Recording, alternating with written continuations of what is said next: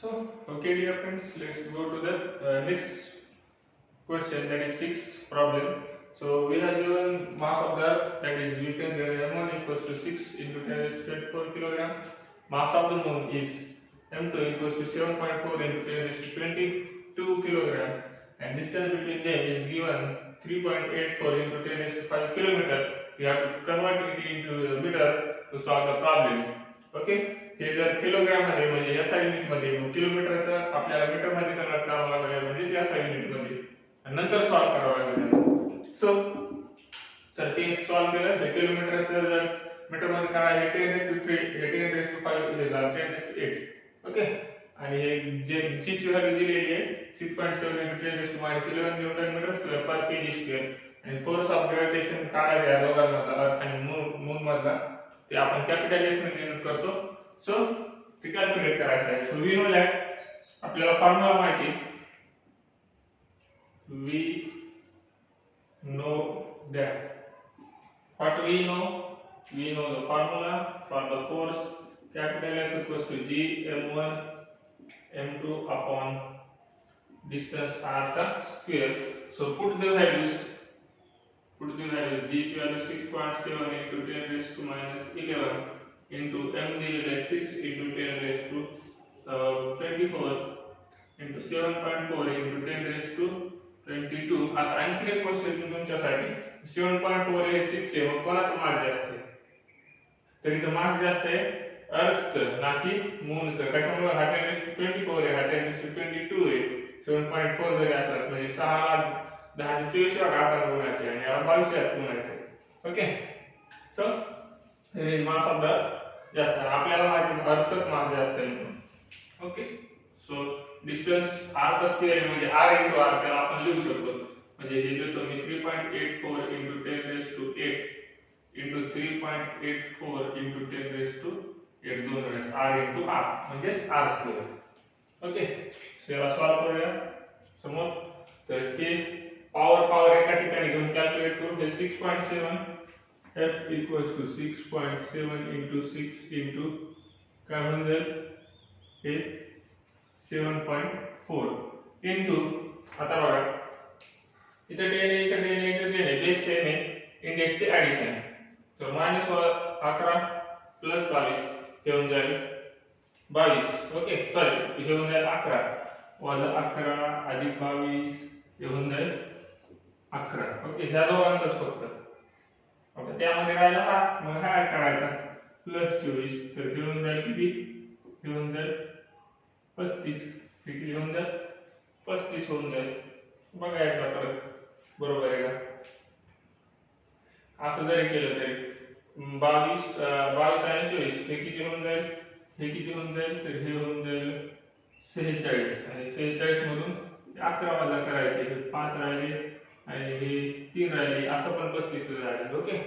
So याचा येईल 10 raised to 35 10 raised to 35 आणि डिनॉमिनेटर काय येईल तर डिनॉमिनेटर येऊन जाईल 3.84 into 3.84 into 10 raised to 8 किती झाला 10 raised to 16 10 raised to 16.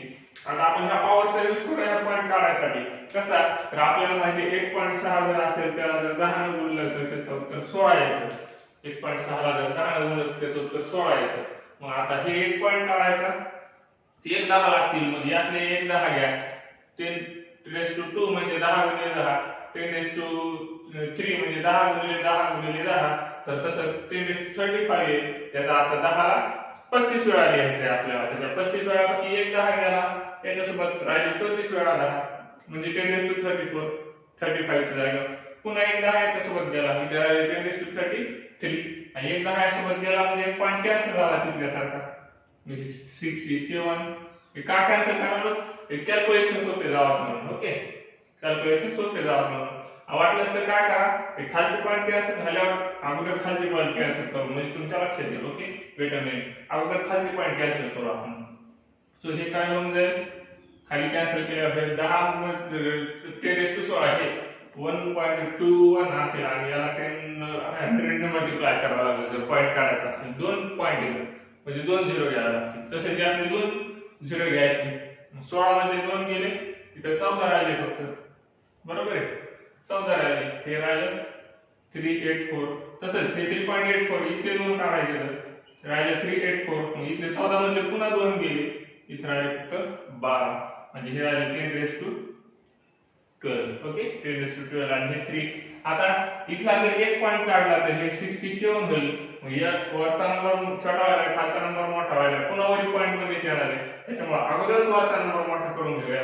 त्याच्यात एक पॉइंट न करता आणखी एक 0 घेऊया. म्हणजे एका 10 पुन्हा एकदा गुणाकार करूया. इथं 2 पॉइंट मुळे 2 10 गेले, इथं किती राहिले होते? फक्त 33 राहिले होते 2 10 गेल्यामुळे. ओके, 35 मध्ये 2 गेले, 33 राहिले. इथे एक 10 सोबत एक 10 सोबत आणि पुन्हा एक 0 वाढवलं. 0 वाढवलं म्हणजे काय? हे 67 गुणिले 10 किती वाढले? 670. एक 10 पुन्हा गेला, इथे राहिले फक्त 32. किती राहिले? 32 राहिले. म्हणजे हे झाले 670. कशामुळे 670 गेले? येणारा भाग द्यायला सोपा जावा. मोठा नंबर खाली लहान नंबर. ओके, गुणिले 6 सध्या जसंच तसे ठेवू, कारण भाग द्यायला आहे खाली 6 गुणिले. पुन्हा इथं पण तसंच एक पॉईंट गेला तर 74 झाले, बरोबर आहे. पुन्हा एक गेला याच्यातला निघून, 31 राहिले, एक 0 वाढला. ओके, सो हे राहिलं into 10 raise to 31. 10 raise to 31.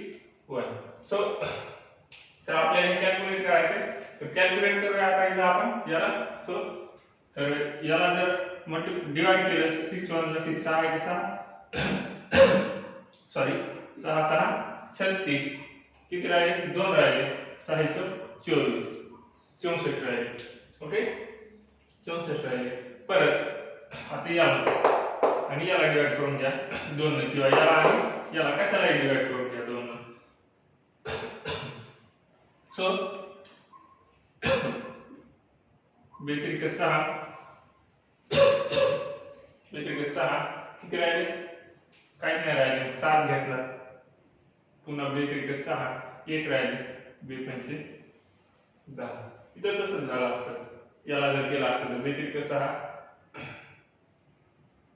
किती राहिला असता? 2 7 14 आणि 0. आपण याच्या आधी काय करू? याला डिवाइड करून दिला, सॉरी. सो हे जसं असं राहू द्या, याला डिवाइड करून घेऊया. बेत्रिक 6 1 राहिला, 2 7 14 0 राहिले, ते जसे असते तसे खाली याला डिवाइड करून घेऊया. बे तो बे 1 राहिला, 2 9 18 4 राहिले, 2 2 4.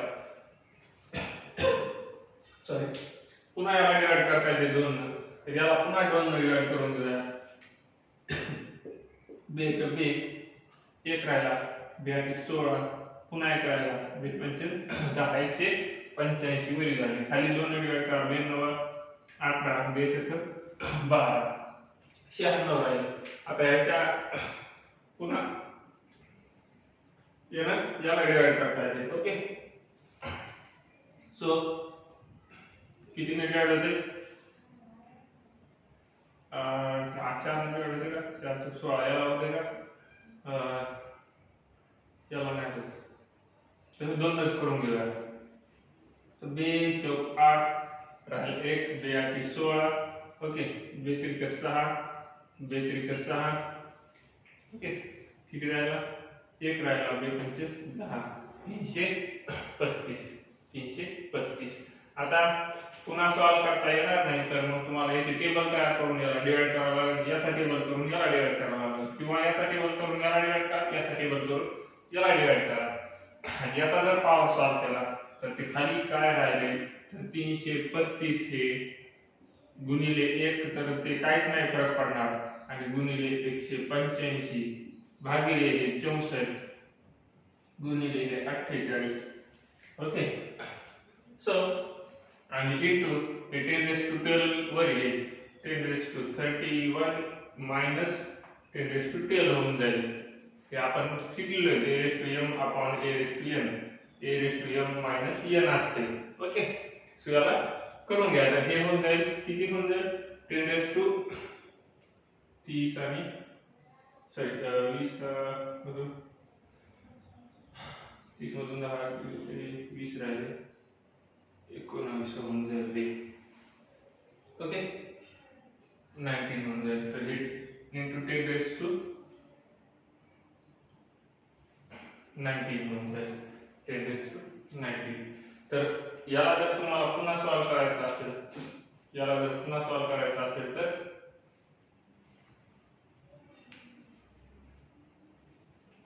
तर हे होऊन जाईल तुमचं.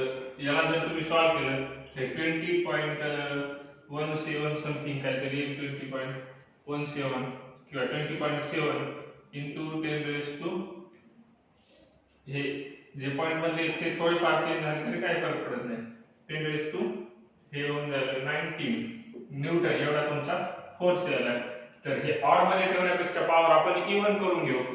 ओके, पॉवर इव्हन करून घेऊ म्हणजे बरोबर वाटेल. ते F इक्वल्स टू हे पॉइंट जर इथं सरकवला म्हणजे याला काय करावं लागेल, 10 भागावं लागेल. मग या 10 भागाला जमत नाही तर गुणाकार पण करावं लागेल. हे झालं 2.017 किंवा 2.7 म्हणा दिसतं 07. ओके, सो हे झालं इंटू 10 रेज टू 20 न्यूटन. हे भागाकारातले 10 पॉइंट इकडे गेला, गुणाकारातले 10 याचे तयार झाले. Okay, so F equals to approximately 2 into 10 raised to 20 Newton, and this is your force. Okay, this is your force.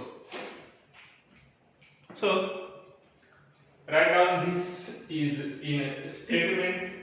Okay, this is in a statement form. So the force of attraction between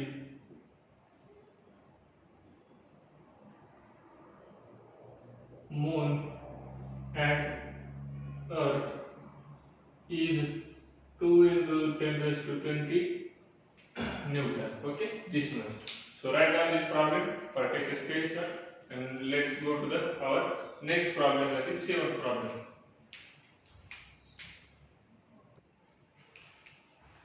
Okay, so let's go to the problem number 7, and given data is what is given to us, that is mass of the earth is given m1 6 into 10 raised to 24 kilogram. Distance between sun and earth is given 1.5 into 10 raised to 11 meter. Gravitational force of attraction between them म्हणजे sun of mass मध्ये gravitational force दिलेला आहे. capital F ने denote केला आपण 3.5 into 10 raised to 22 newton, and g ची value दिलेली आहे 6.7 into 10 raised to 11 newton meter square per KG square. आणि आपल्याला कॅल्क्युलेट करायचे मास ऑफ द सन. ते आपण डिनोट करूया m2 ने. Mass of sun equals to m2 equals to question mark. हे आपल्याला कॅल्क्युलेट करायचं. फोर्स दिलाय, आपल्याला फोर्सचा फॉर्म्युला माहिती आहे. बघा, we know that. ओके, लिहून टाका काय माहिती ते. F equals to capital G m1 m2 upon r चा स्क्वेअर. दिलेली व्हॅल्यू ठेवून द्या. F ची व्हॅल्यू दिलेली आहे 3.5. सगळ्या असाइनमेंट मध्ये म्हणून कन्वर्ट करायची गरज नाही. 3.5 to 10 raised to 22 equals to g ची value 6.7 into 10 raised to -11. Okay, into m1 mass of the earth दिलेले आहे, ते दिलेले 6 into 10 raised to 24. m2 calculate करायचे, ते जसं तसं राहणार. r म्हणजे त्याचा स्क्वेअर होऊन जाईल, तो 6.7 into 10 raised to 6.7 नाही, r किती दिले 1.5 into 10 raised to 11 into 1.5 into 10 raised to 11. Okay, so याला आपण सॉल्व करून घेऊया पुढच्या प्रॉब्लेम सारखं. तर हे m2 कॅल्क्युलेट करायचे, बाकीच्या टर्म ह्या साइडला पाठवून द्या. डिनॉमिनेटर मधल्या न्यूमरेटर मध्ये जातील गुणाकारात आणि न्यूमरेटर मधल्या डिनॉमिनेटर मध्ये जातील भागाकारात. सो m2 इक्वल्स टू काय राहील, हे अगोदरच न्यूमरेटर मध्ये, तर हे 3.5 इंटू 10 च्या टर्म आपण पॉवरच्या एका साइडला लिहून घेऊया. अगोदर नंबर्स लिहून घेऊया. 3.5 इंटू हे 1.5 इंटू 1.5 इंटू आता पॉवर हे दुसरे 1.5 पर लिहिले गुणाकार. आता हे 10 raise to 22 into 10 raise to हे 11 इंटू दुसरे 10^11. ओके, अपॉन मध्ये काय होऊन जाईल ते ह्या न्यूमरेटर मध्ये टाका, इकडे आलं डिनॉमिनेटर मध्ये. सो ह्या येऊन जातील 6.7 इंटू हे 6. ओके, इंटू हे 10^-11 इंटू हे 10^24 आणि M2 कॅल्क्युलेट करायचं ते ह्या साईडला राहिलं. So calculate the powers first. Okay, calculate the powers first. Calculate the powers. Powers calculate करूया. हे 3.5 into 1.5 into 1.5. Okay, upon 6.7 into 6 into या दोघांचं कॅल्क्युलेशन जर केलं तर पॉवरचे ॲडिशन होऊन जाईल. ते किती होऊन जाईल तर 10 हे 3 आणि हे 1 13 होऊन जाईल. ओके, 13 आणि हे इंटू ह्या सर्वांचे ॲडिशन करून घ्या. तर 11 11 22 22 44 तर 10^44 होऊन जाईल ते 10^44. सो परत आता करू सारखंच तू कॅल्क्युलेशन सोपे जावं म्हणून पॉईंट काढून टाकूया. कॅल्क्युलेशन सोपे जावं म्हणून पॉईंट काढून टाकूया आपण. सो दिस इज 3 5 आणि वरचे नंबर्स मोठे करून घेऊया लगेच. 3 5 या 3 5 0. मग हा पॉइंट एक गेला 0 साठी एक आला म्हणजे इथे फक्त 42 राहिले 10^2. ओके, परत इंटू 150 इथं पण दोन पॉइंट पुढे शिफ्ट झाला म्हणजे इथं 40 राहिले इंटू परत 150 इंटू. ओके, एवढं करायची गरज नाही, एकाच शिफ्ट करून घ्या. तर दोघांचं एकाला फक्त एकच शिफ्ट करा म्हणजे हा इथं 2 न शिफ्ट झाला 1 0 आणि हा 1 पॉइंट. ओके, इथं 2 न शिफ्ट झाला हे 2 आणि 2 4 आणि इथला 1 पॉइंट गेला 5 म्हणजे असे 5 पॉवर गेले म्हणजे इथं राहिले फक्त 10^2 राहिले 39 10^39. खाली काय येईल इथला 1 पॉइंट गेला 67 इंटू 6 इंटू 1 10 गेला हे 12 राहिले. हे 10 गेला 12 राहिले. आता बघा काय कॅल्क्युलेशन करता येतात का. याला 2 ने डिवाइड होते 3. ओके, किंवा डायरेक्ट 6 ने याला डिवाइड होईल. 6 ने याला डिवाइड होते. 6 1 जा 6 6 2 जा 12 साईडचा साईडने 12. तर रिमेनिंग राहिले 3 6 5 जा 30 खाली 3 राहिले 6 5 30 25 झाले. Okay, so this is your calculation. Now after solving this याला जर तुम्ही पुन्हा डिवाइड केलं 67 वरच्या नंबरला आणि सॉल्व केलं आणि हे पॉवर जर कॅल्क्युलेट केले तर पॉवर्स कॅल्क्युलेट केल्याच्या नंतर हे काय राहील खाली ते डिनॉमिनेटर मध्ये राहिले सॉरी हे सगळे नंबर्स राहिले तर 350 into 25 into 15 अपॉन खाली काय आहे फक्त 67 आणि पॉवर्स कॅल्क्युलेट करून घेऊया अगोदर.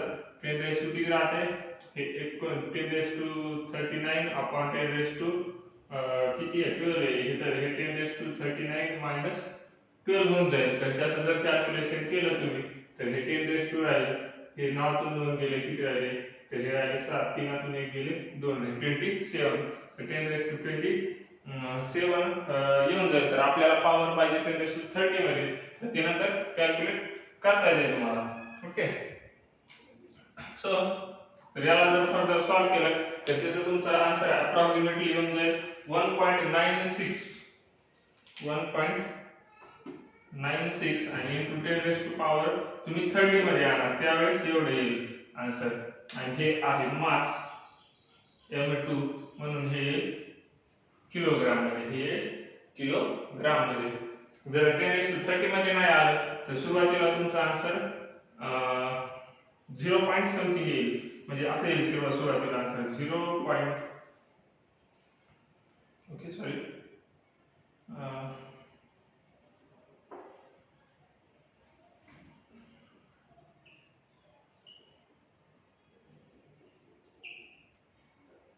ओके 0.9 196 पॉइंट समथिंग काहीतरी येईल तुमचा आन्सर 196.321 असं काहीतरी येऊन जाईल. तर 196 पॉइंट समथिंग येईल तुमचं. तर आपण 6 7 काहीतरी कन्सिडर करूया 1 4 3 2 1 काहीतरी इंटू 10 पॉवर 27 किलोग्राम येऊन जाईल असं काहीतरी तुमचं आन्सर।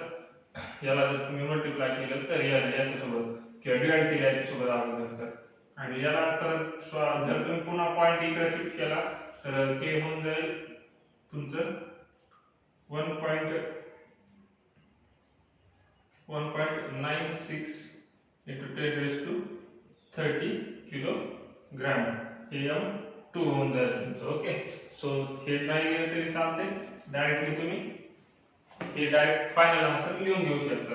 10⁻27 ला आपण फक्त 10⁻30 मध्ये कन्वर्ट करून घेतले।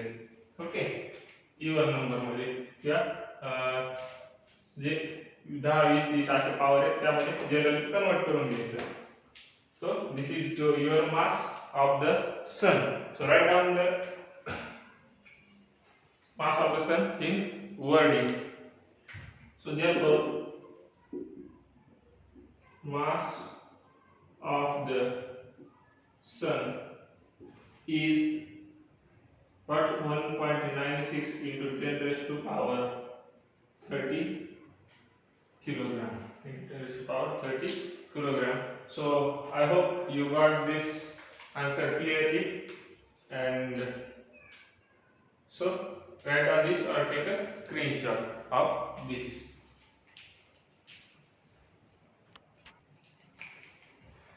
So let's go to the our problem question. Okay, so for the question given that a planet is revolving around a star, any star, okay, any planet is revolving around a star, and a random planet is revolving around a star, okay, and its period of revolution is t. एक काय आहे इथं star आहे, okay, आणि त्याच्या भोवती revolve करतोय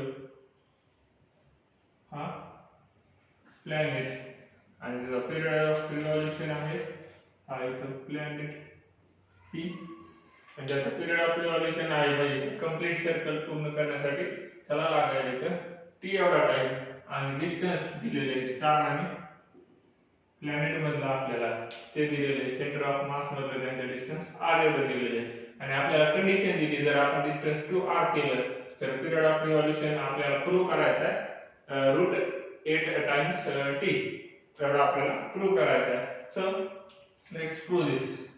so by using Kepler's law, 1 minute, just a minute.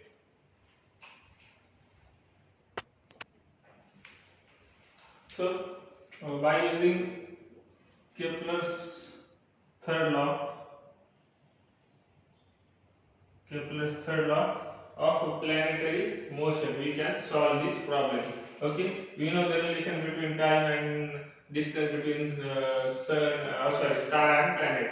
Relation between this is given by the Kepler's third law, that is p square is directly proportional to the r cube.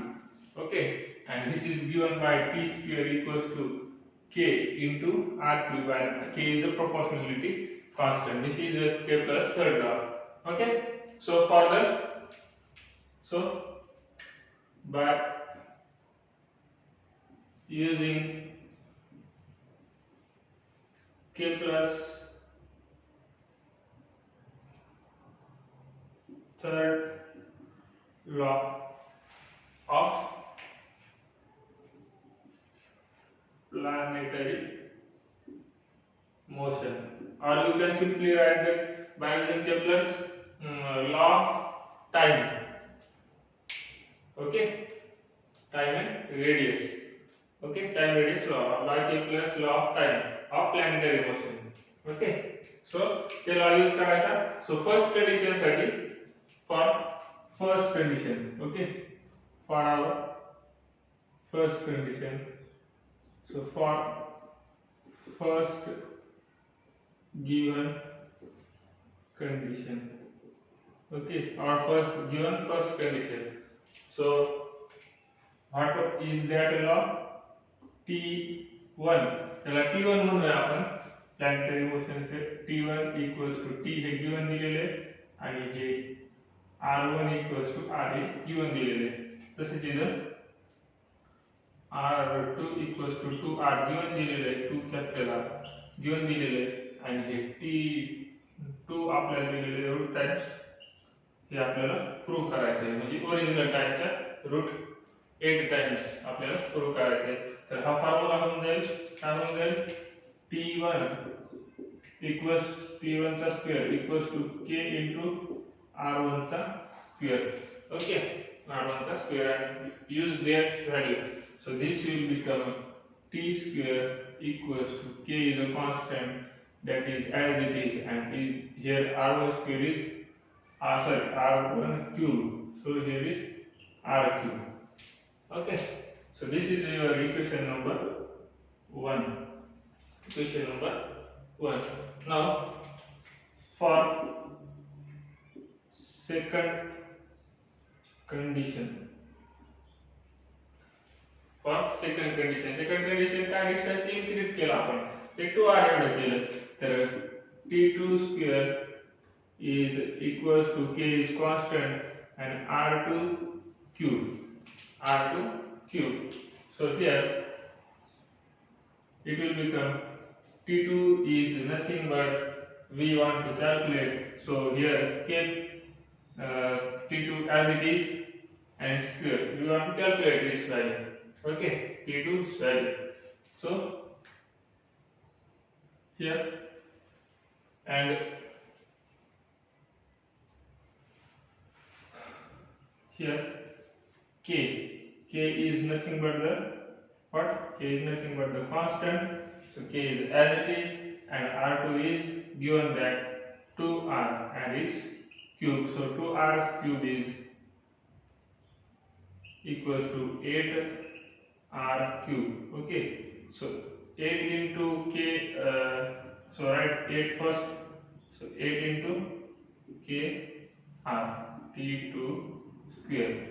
Okay, this is your equation number second. So we want to compare time second with time first.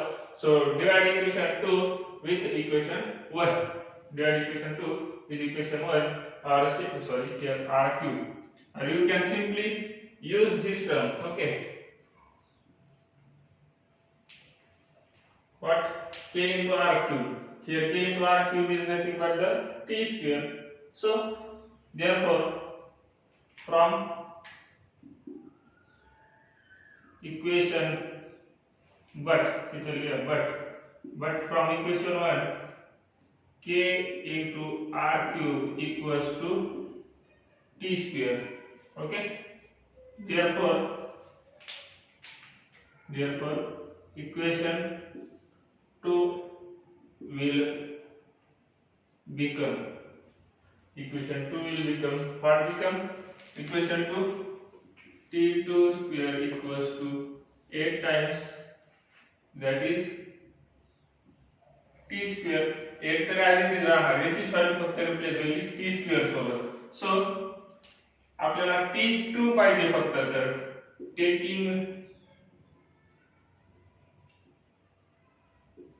square root on both sides of the equation. So we will get the value for the T2. We will get the value for the T2, that is T2 equals to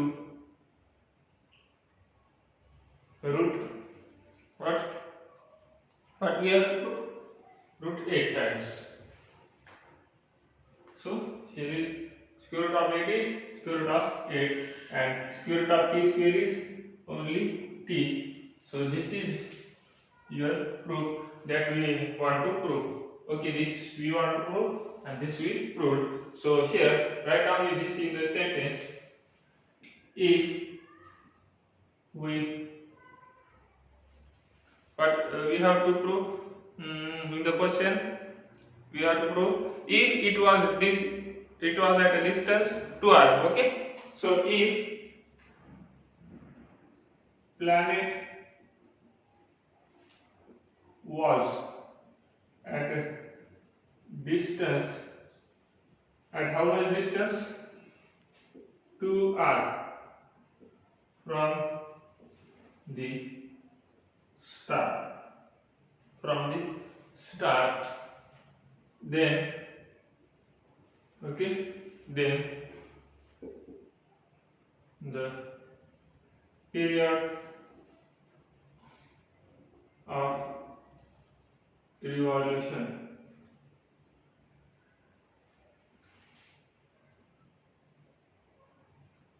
was, how much was it? Period of revolution will be, okay, sorry, will be 8 times the original period, that is t. Okay, distance, the original distance factor 2 times असेल तर root 8 times होईल period of revolution. ते आपलं proof झालं आणि ते आपण wording मध्ये लिहून टाकलं. Okay, so this is our proof. Okay, तुम्ही वाटलं तर लिहू शकता proof. Okay, so this is our proof of the problem. So write down this or take a screenshot.